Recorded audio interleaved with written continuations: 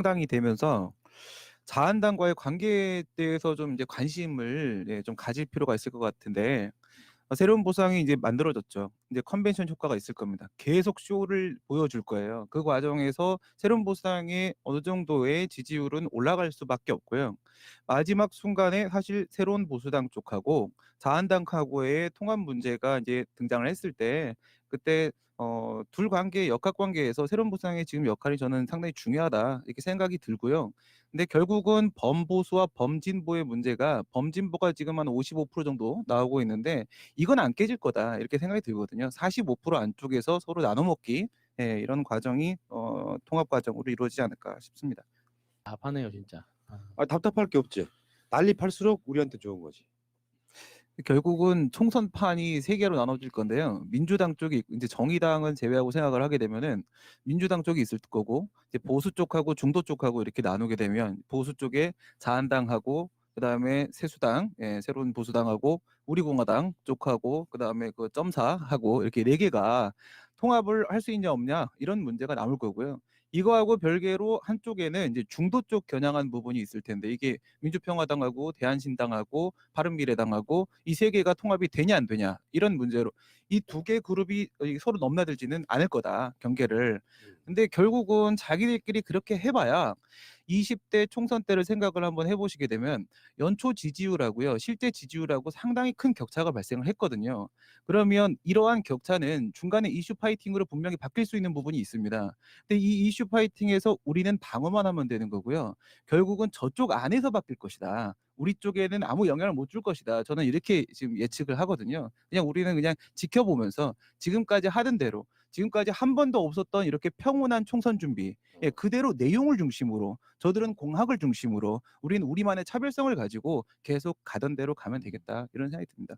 파괴력은 그런 건 별로 없을 것 같은데 지금 안철수 저는 솔직히 안철수 다시 철수할 가능성도 있어요. 귀국했다가 이게 간을 봤는데 내가 들어갈 자리가 없어. 만약에 들어간다고 하게 되면 자기 사람들이 있는 이제 바른미래당 쪽으로 들어가겠죠. 뭐 손학규 씨하고 어떻게 뭐 잘 정리를 한다고 하더라도 결국은 안철수 쪽에 있는 지지 세력이라는 것은 기존의 정치 세력에 대해서 신물이 난 사람들이 새정치 이거 따라가는 거.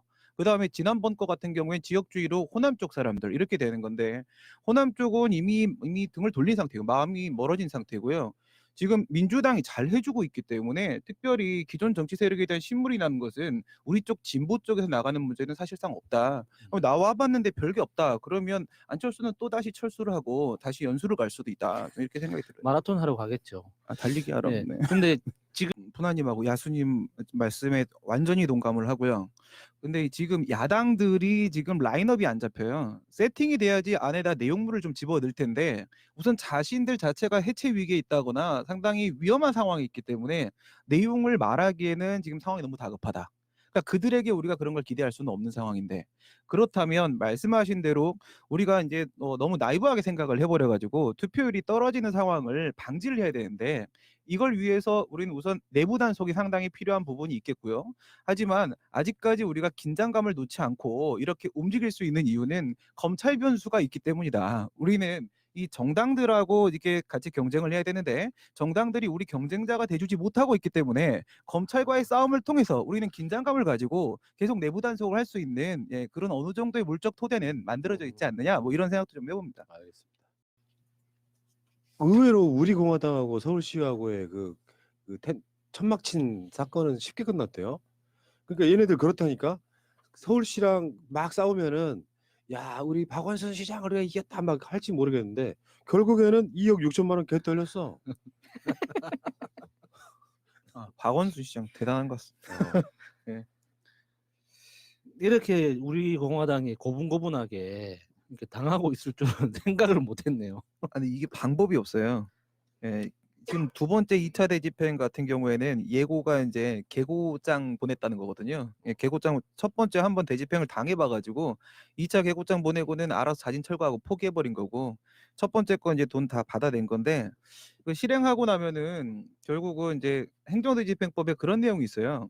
원래 자기가 불법 어떤 축조물 같은 거를 지어놨으면은 철거 명령을 했을 때 자진 철거를 해야 되거든요.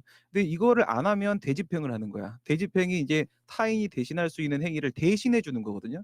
그러니까 대신 철거를 해 주고 돈을 안 받아 버리게 되면 누구나 그 의무를 이행 안 할 거예요. 공짜로 철거할 수 있으니까. 그렇구나. 그래서 이 법에는 그 철거에 따른 비용은 의무자로부터 부담한다라는 규정이 있고, 만약 안 내버리면 강제 징수 들어갈 수 있어요. 그러니까 이거 피할 수가 없는 거야. 이런 이야기 들으면 음. 정말 우리나라 잘 만들어져 있다 그치. 하는 그런 생각이 듭니다. 좀 더 이해도가 높은 친구들일 가능성이 높다 이렇게 분석할 수 있는 거죠. 그 18세, 19세, 20세까지거든요. 지난 지방선거 이후로 요번에 최초로 선거에 참여하는 사람들이면 이제 요번에 18세, 그다음에 기존에 원래 있었던 19세, 20세.